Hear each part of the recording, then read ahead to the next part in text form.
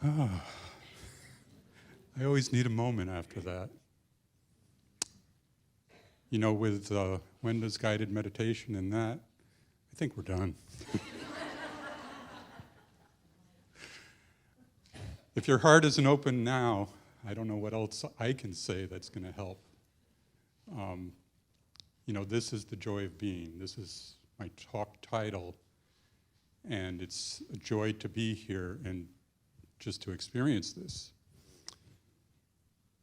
And isn't that the seasonal context that we're really hoping to move into right now? It's the season to experience that joy, that love, peace, and wisdom.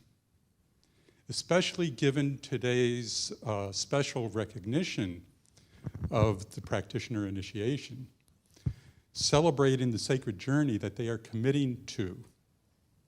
You know, we're all on a sacred journey, but not all of us are committed to that journey. Some of us don't even know that we're supposed to be on a sacred journey. But practitioners publicly commit to facilitating the in-between, right? And by that I mean the distance between what is and what you'd like it to be. The practitioners are there to help facilitate that if you're not able to do that yourself. Depends on what your spiritual practice is and what you're committed to. And in that space, they bring their love, peace, wisdom, and joy so that you can make that transformation in the in-between. Now, in this sacred space on Sunday, you know, we can all feel nurtured and loved and supported and maybe experience the simple joy of being here now. And that feels really good, doesn't it? And if we're carrying anything else besides those things, get thee to a practitioner today, now. You know, we don't need to carry that stuff. And yet, for me, I've got 2 practitioners. I need all the help I can get. And I've had one of them for over 20 years. And we have a great relationship, and we can talk about anything, and still managed to move through the things that we need to move through. Now, as much as we have this wonderful space, I know that when I leave here and walk the 500 feet to my hotel over there, I'll automatically start assessing. It's still cold. The sun is very bright. Look at this traffic. I wonder what I'm going to have for lunch, right? And I'll start to think about, well, I wonder what the weather's going to be tonight for the practitioner initiation. And then I might pick up my phone to check the weather, right? And all of a sudden, I'll see the news about the tragedy in Kentucky, and that'll trigger me into something else, and I'll start thinking about climate change and tornadoes, and before you know it, in that brief space of 500 feet, my well-being is reduced, right, to what is either happening or not happening, and everything that happened here today is lost. Now, that's an exaggeration. That probably won't happen. But that's only because I've got 30 years of experience in this teaching that helps bring me back away from all of those mental models, all of those assessing tools that we just automatically go into, right, that get us off track. That get us off track. Or am I the only one? It's too easy to go there, right? We go there all the time. It does take practice because we're immersed in a culture of mental models that we didn't necessarily create, right? That says that we're poor, sick, weak, and unhappy. This is part of what they call race consciousness, the subconscious experience of everyone that has ever lived. And it goes back as far as, you know, at some point, we were trying to avoid being dinner for something, right? That's still there. That's in the reptilian brain that is telling us to watch out, be careful. There's danger here. Now, nowadays, it's seldom as dramatic, except when you start to listen to people about the panic of the pandemic or politics or whatever it is, right? Then the drama raises up and there's real fear and worry and doubt and all those things. We're just hooked on this notion of assessing everything around us. Einstein had a quote that's nicely illustrated in this slide. And John will bring that up. If a fish were judged by its ability to climb a tree, it would go through its whole life thinking it was stupid.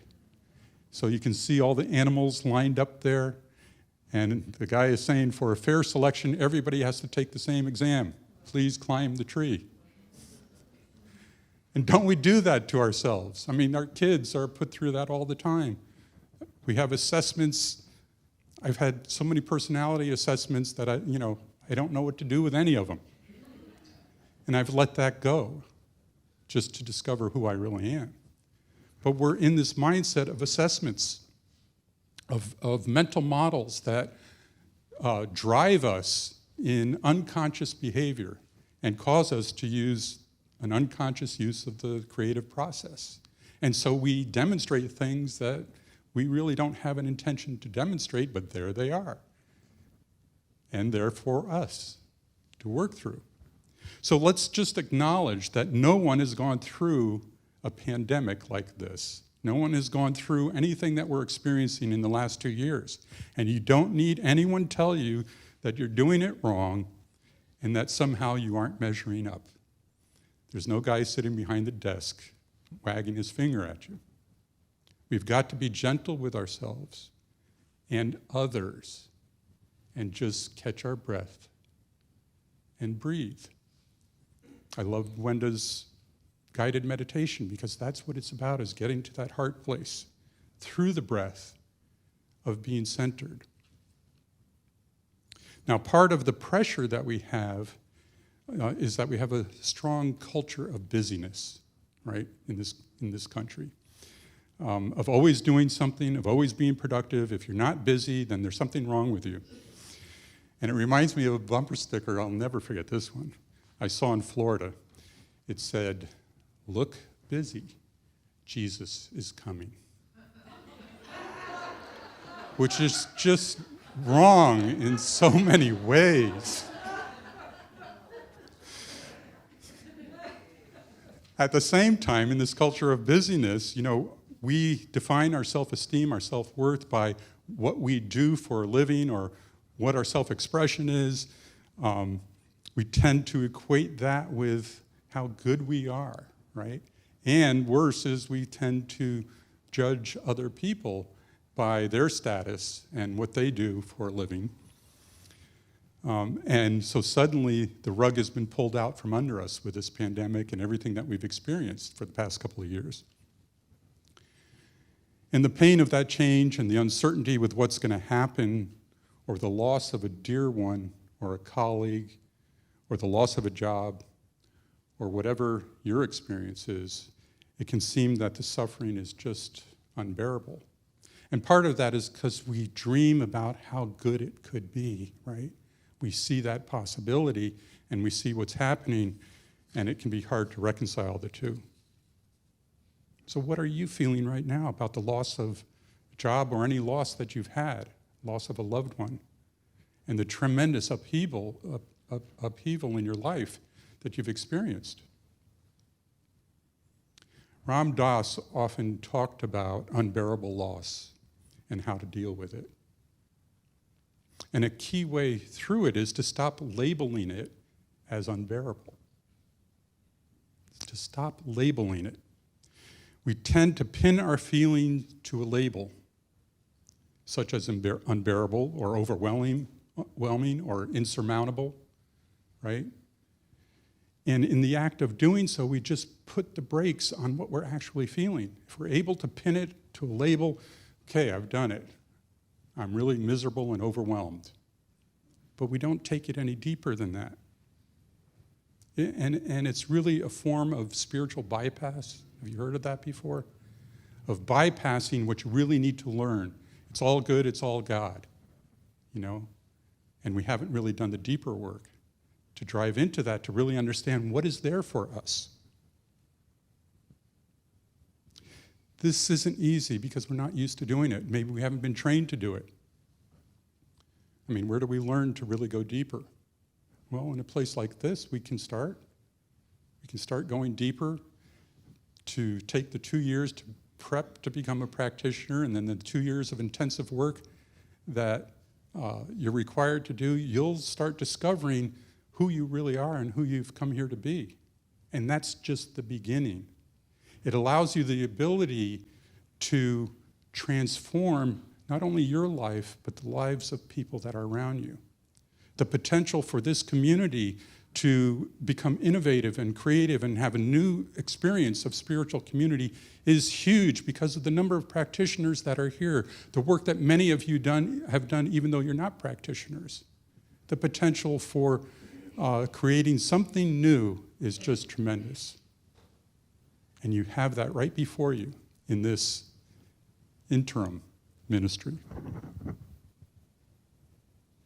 So can we appreciate that there's more to our sense of self than our job, our unemployment or employment, our vaccination status, our political affiliation, or our religion? The tendency is still to cling to those mental models. The world and our experience of it is whatever you believe it is, whatever mental model you embrace. And that describes the limit of what you can expect to experience. So some examples might be, maybe we feel we're too old to have a new relationship, to find love.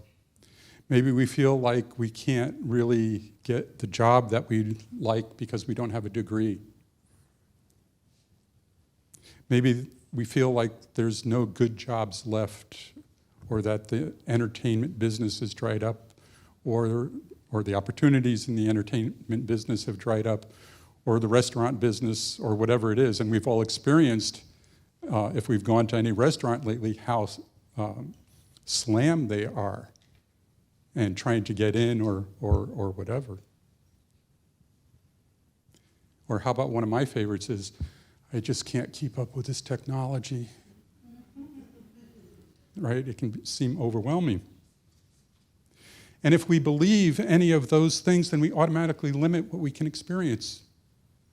And the harder part of that is we will argue for our limitations.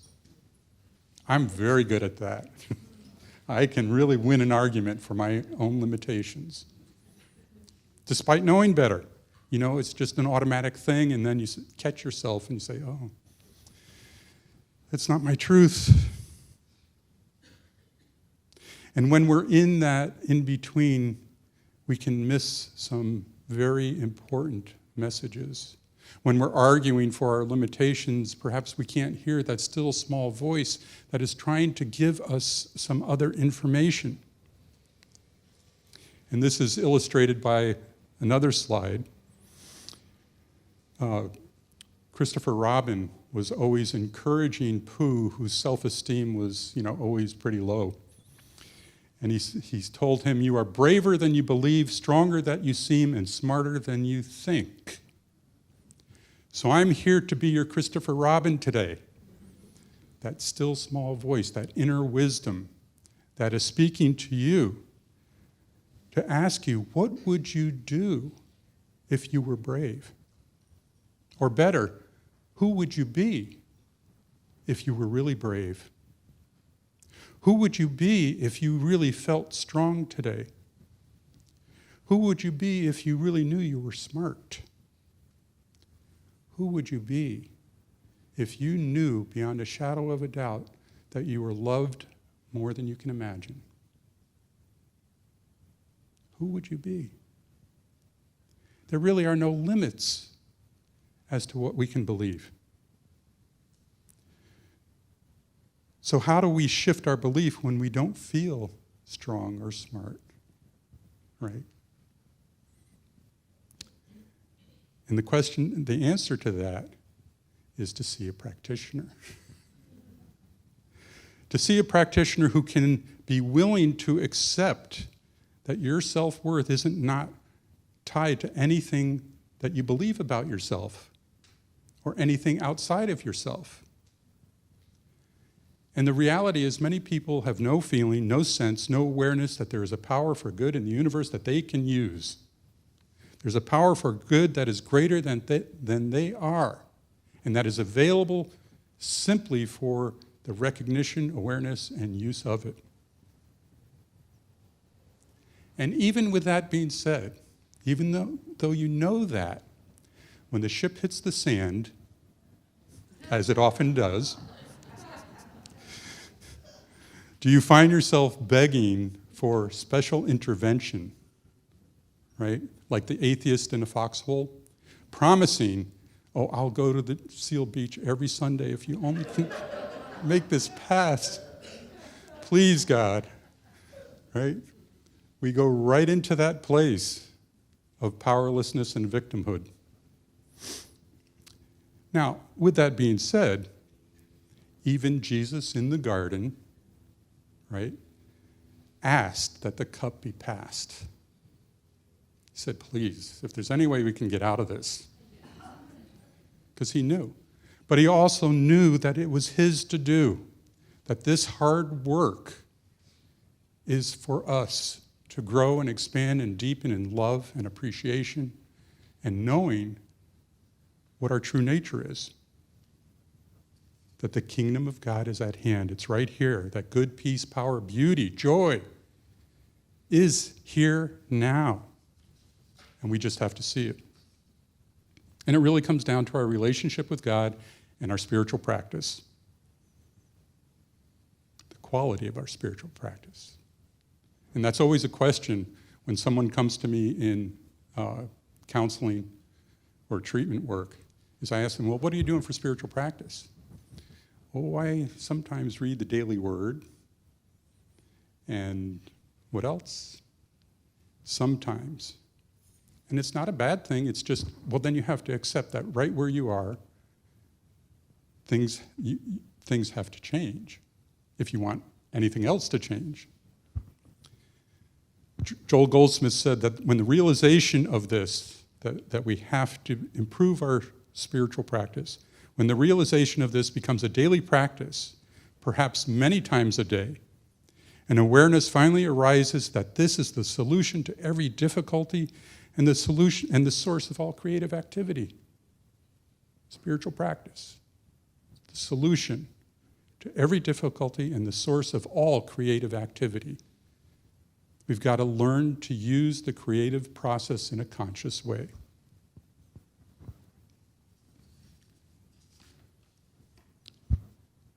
So what is the sacred work that you think that only you can do? What does that work look like? And to discover that, we have to be able to step out of our comfort zone. Because the same old, that's one of my pet peeves, is when you ask somebody how they're doing, they say, oh, the same old, same old. It's like, oh, God bless you. Can you come up with a better answer than that? We have to be willing to step out of our comfort zone, step into a bigger picture of who you have come here to be. And part of that is already done for you because the pandemic has thrown everything out that we've ever known. It's taken us out of our comfort zone. And we just need to resist the temptation that we really wish things would just go back to the way they were. Right? It ain't happening. It's an illusion. It's not going back to the way it was because we're being called to go deeper, called to go to something greater. There's just too much good in the world that wants to be expressed, and we have to tap into that.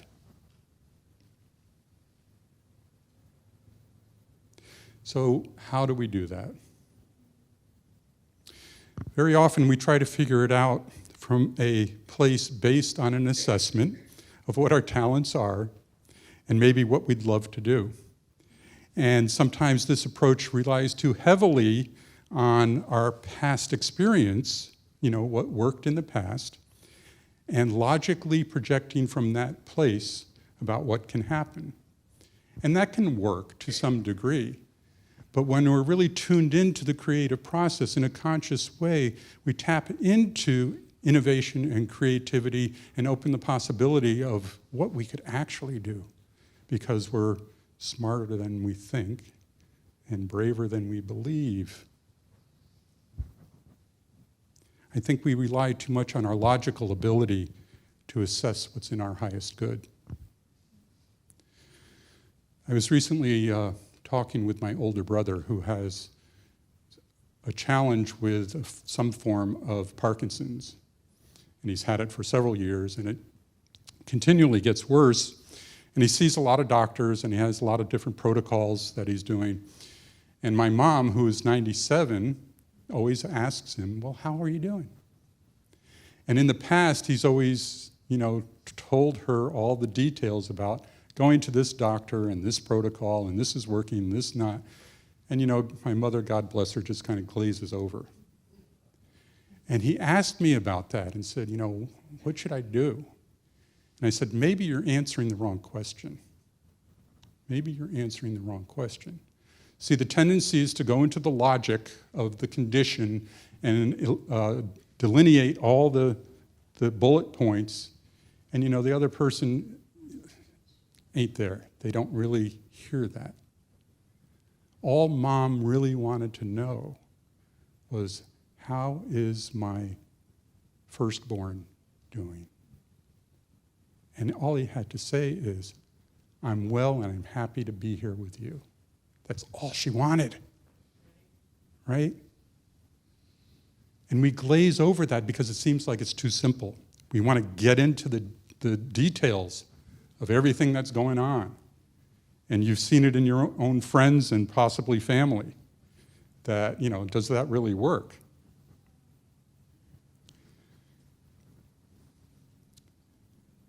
So we need to set aside a lot, and it requires a spiritual maturity and a deeper understanding of our inherent power and imagination.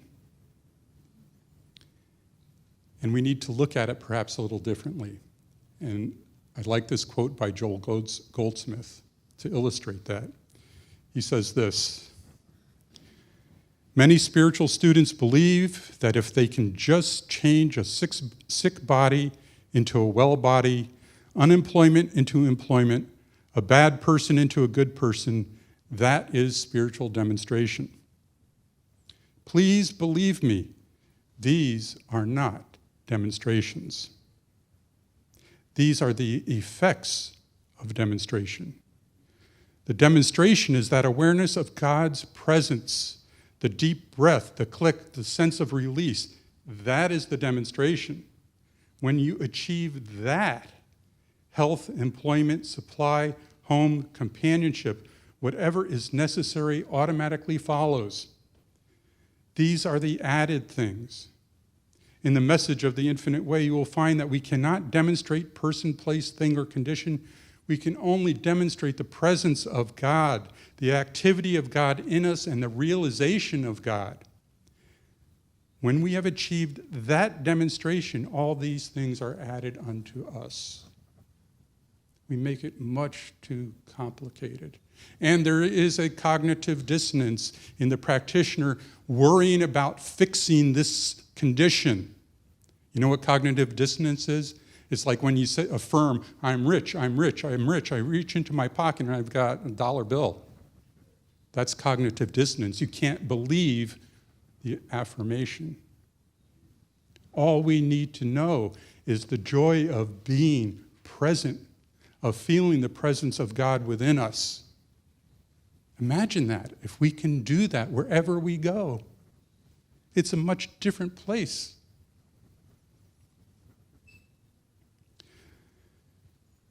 Cultivating this joy of being requires a doubling down on your spiritual practice, whatever it is. If you only read the daily word every now and then, do it 5 days a week. And after you do it 5 days a week, expand it to a little bit more. Get into classes, read something uplifting. You know, it's a progressive thing. You're not going to be enlightened in a moment. It takes a lifetime. This quote from Haven Trevino says this: quiet the mind, be still, and watch the breath of God rise and fall in all things. The breath of God rising and falling in all things. Allow God's breath to be your breath. Allow God's nature to be your nature. And as you do that, things transform. As that becomes a way of life for you, you look at things totally differently. You can put the phone down. You can stop looking at the news. Because all those things that need to be fixed will be fixed as we move into that place of recognizing the presence of God within it. That's the key. So as that builds up in you,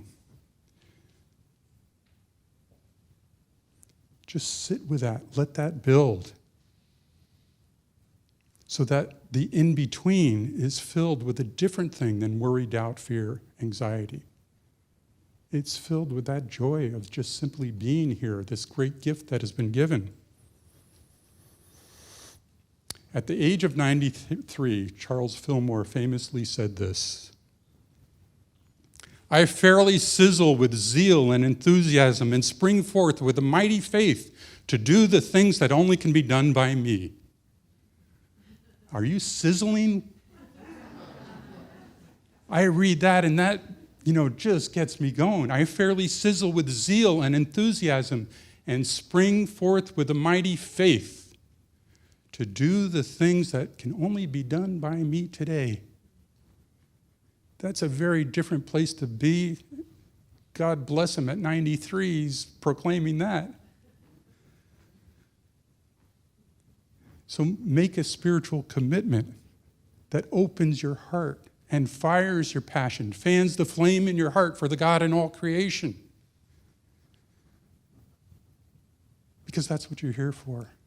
Because you're beautiful and wonderful, and so am I. And so it is. And so let's end with this quote by Ernest Holmes that we can read together. It's called The Promise. Here it is. And we could say this together. I keep the promise. I shall keep the promise that I have made to myself. I shall never again tell myself that I am poor, sick, weak, nor unhappy. I shall not lie to myself anymore, but shall daily speak the truth to my inner soul, telling it that it is wonderful and marvelous, that it is one with the great cause of all life, truth, power, and action. I shall whisper these things into my soul until it breaks forth into songs of joy with a realization of its limitless possibilities. I shall assure my soul, and so it is. Thank you.